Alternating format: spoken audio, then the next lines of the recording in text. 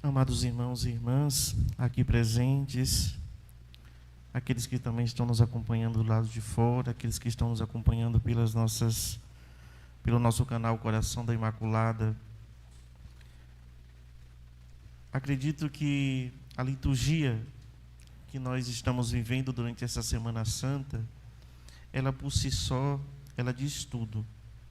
Tudo que precisa ser dito, refletido, nós encontramos na liturgia, nos ritos, cada gesto que é feito. Por isso que é sempre importante que cada gesto a gente preste muita atenção, para que a gente possa rezar com cada rito.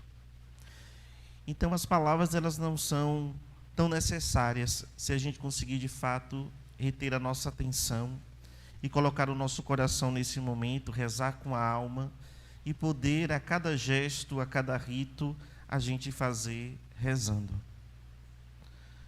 Mas permita-me então duas palavras para poder nos ajudar a gente compreender um pouco mais essa liturgia da palavra de hoje. Hoje é o único dia na humanidade inteira que não há celebração da Santa Missa. Hoje se celebra no mundo inteiro essa liturgia da palavra, essa liturgia da paixão de nosso Senhor Jesus Cristo. Mas isso não tira o significado da celebração da Santa Missa. Mas é para compreendermos que o mundo, por um instante de silêncio, ele vive um grande vazio. Aquele fração de segundos em que Deus morre. E isso para nós é um pouco estranho, né? Deus morre. Isso significa, na verdade, que em uma fração de segundo a gente pode experimentar que Deus não estava aqui. Então, na presença do seu Filho, Deus não estava aqui.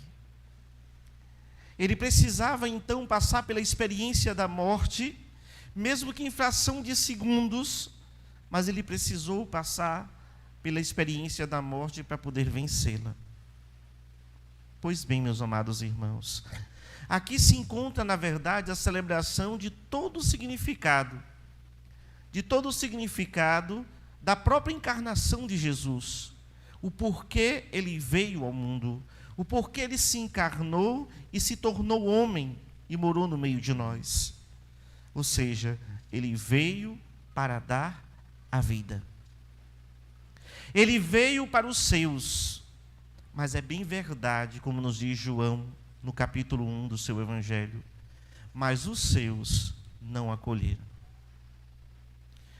Aqui tem algo muito significativo para nós, e eu queria justamente colocar esta pergunta que foi feita diante de todas as outras, de todo o sentido da narrativa da paixão feita pelo evangelista João, mas eu queria ficar com uma frase, que na verdade é uma pergunta: Jesus ou Barrabás? Não estamos muito distante daqueles tempos, não estamos distante ainda daquela opção que foi feita no tempo de Jesus. Ao invés de escolherem Jesus, escolheram Barrabás. Quem era Barrabás? Barrabás era um bandido. É assim que a narrativa de hoje diz. Era um bandido. Era alguém que, na verdade, tirava do outro de forma desonesta. Era alguém que cometia os seus crimes. Era alguém que carregava os seus pecados, porque feria o coração do próximo e feria o coração de Deus.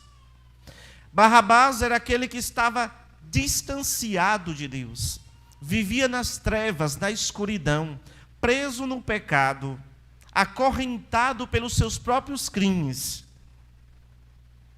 Quem era Jesus? O Filho de Deus.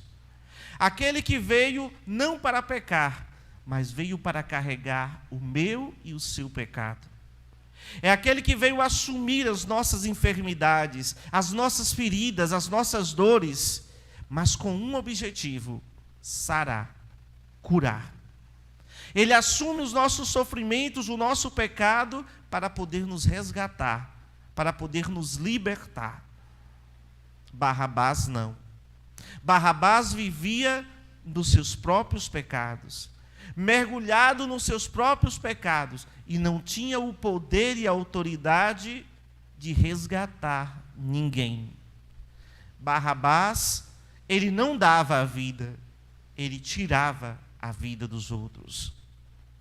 Enquanto que Jesus é aquele que veio dar a vida. A pergunta mais uma vez: Jesus ou Barrabás? E na nossa vida? As nossas opções, elas têm sido em direção a Jesus? Ou têm sido em direção a Barrabás? Quem nós queremos que esteja solto na humanidade, no mundo inteiro? A pregação de Jesus ou a pregação de Barrabás?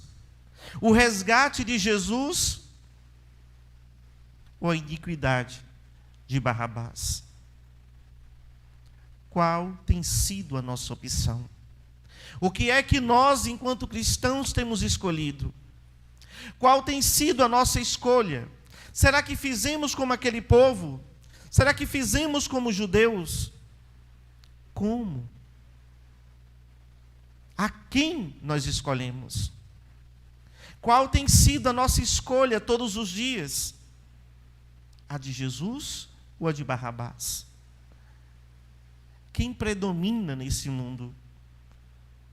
A redenção de Jesus ou os crimes de Barrabás? Quem predomina na sua vida? Jesus e os seus ensinamentos ou Barrabás e os seus ensinamentos? Aqui fica um questionamento para cada um de nós fazermos. Nós não podemos sair desta celebração hoje sem essa resposta. Qual é a minha opção? Qual é o meu grito? E talvez você esteja pensando: olha, eu fui com a multidão e fui gritando também, solta Barrabás. Nós não somos cristãos para ir com a multidão, para fazer o que a maioria faz. Nós somos cristãos para seguir Jesus e não a maioria. A maioria nem sempre traz a verdade. A maioria nem sempre nos leva ao reino. A maioria nem sempre nos leva ao céu. Não é a maioria a nossa opção. Nós não devemos ser, então, levados pela maioria e querermos, então, fazer da nossa vida o que a maioria faz. Mas somos cristãos para podermos fazer aquilo que Jesus faz, aquilo que Jesus faria, aquilo que Jesus ensinou.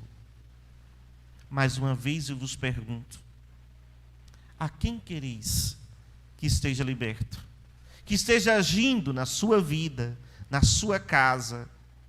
Jesus ou Barrabás? A quem queremos servir? Jesus ou Barrabás? Que a nossa resposta seja uma resposta de amor. Não seja uma resposta de traição, mas seja uma resposta de amor.